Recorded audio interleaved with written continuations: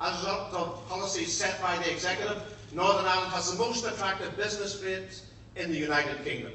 We retained industrial derating and are now extending the small business rates relief scheme to make it the most extensive anywhere in the Kingdom.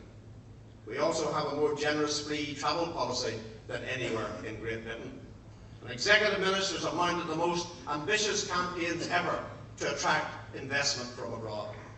Our goal is to create an economy which will allow our young people to make their lives here and to attract many back who have previously left for foreign shores. We would be enormously assisted in that task if we had corporation tax setting powers. And I'm glad to report we made further progress on this on Tuesday with the Prime Minister. I believe it would help to rebalance our economy and reduce our economic reliance on the Treasury.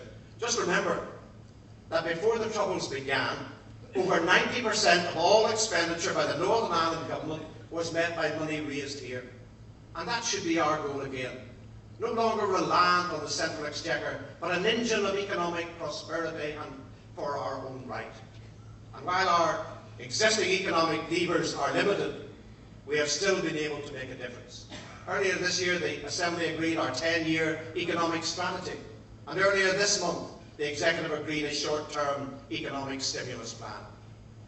We have listened to business and we have sought to respond. We are moving forward on an agreed basis and pursuing the 83 commitments set out in our programme for government. These targets represent a real and viable business plan to move Northern Ireland forward, grow our economy and achieve the social changes that are necessary to ensure that our community, a single, unified community, moves from strength to strength. The targets we have set are spread across all of our departments, and although they are ambitious and will stretch our ministers, we are determined to maximise delivery and be judged on the level of delivery we can achieve.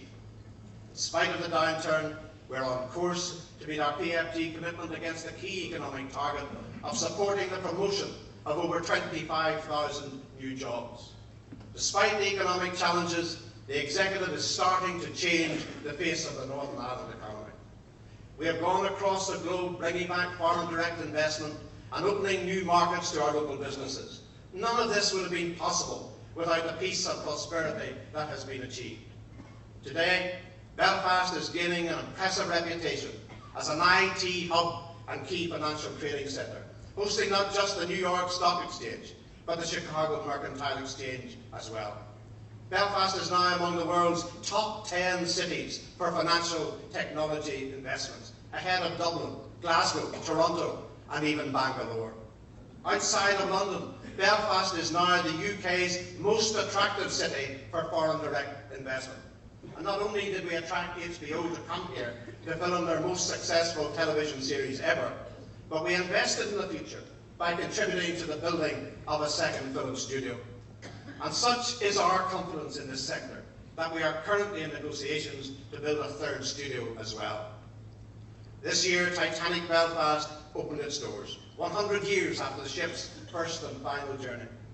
It's a visitor attraction that will rival anything anywhere in the world and makes Belfast a must-see tourist destination. In less than 6 months, it's already exceeded its annual target. The project was made possible because the Executive invested £37.5 million in it. This year, we also opened the Giant's Causeway Visitor Centre, where the Executive invested over £9 million, and both facilities are heading towards 1 million visitors this year, and both have over 60% of their visitors coming from outside of Northern Ireland. For the first time in many years, because of Executive investment, Northern Ireland hosted the Irish Open Golf Tournament and brought record European attendances across the 4 days of the championship. In the years to come, I hope we will see other major golf tournaments come here, and I can guarantee you that we are working very hard to accomplish that goal.